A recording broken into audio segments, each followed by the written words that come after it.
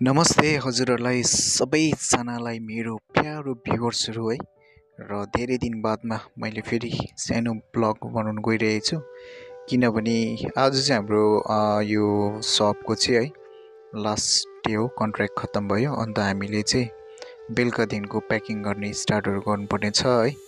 त्यही भएर आज यसो ब्लग बनाउनु लागेर चाहिँ ब्लग बनाएको। अन्त बिहानै कस्टमरले फेरि मलाई 200 रुपियाँ टिप्स दिइरहेछ। अन्त आज तिमीहरूको लास्ट डे हो भनेर चाहिँ टक्कै दिएको अरे क्या कस्टमरले।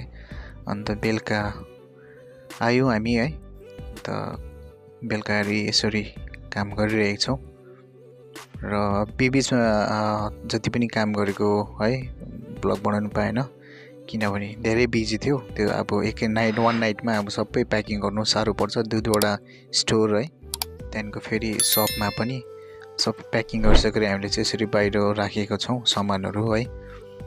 र अब अर्को स्टोरमा पनि जानुपर्छ। अन्त त्यहाँ पनि गएर त्यहाँबाट प्याकिङहरू गरेर है सामानहरू एक ठाउँ राख्नुपर्छ। त्यहाँदेखिको चाहिँ भोलि फेरि बिहानै आएर लोड गरेर है फेरि उयोतिर हाल्नुपर्छ तपाईँको बोटमा हालेर। हामीले सबै भित्रको चाहिँ है जति पनि ऱ्याकहरू थियो सबै निकालेर राखिसक्यौँ।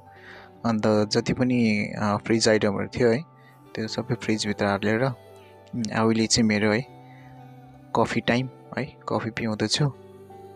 अन्त हिसाब गर्दैछ म्यानेजरले कहाँ के हो कस्तो हो है। अन्त गर्दा गर्दा तपाईँको बिहान 6 बज्यो है।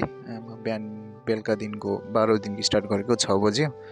सबै प्याकिङहरू सबै गरेर ऱ्याकहरू पर राखेर है सबै अगाडि राखेर हामी चाहिँ अब निस्किन आँटेको छौँ है।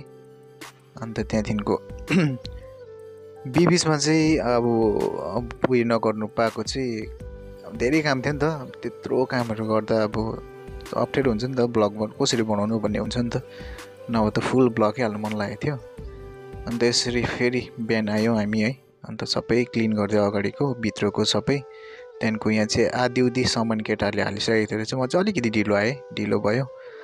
अन्त सबै सामानहरू सबै हामीले यसरी बोर्डमा राख्यौँ। यो चाहिँ फ्रिज आइटमहरू हो है। अन्त हामी फेरि त्यसको नेक्स्ट डे है हामी यसरी यहाँबाट जाँदैछौँ है। र धेरै अब याद आउनेछ यो दिनहरू पनि, यो ठाउँको अब जति पनि मैले बिताएँ है। र यसरी नै मेरो ब्लगलाई है यहीँ म टुङ्गाउन चाहन्छु।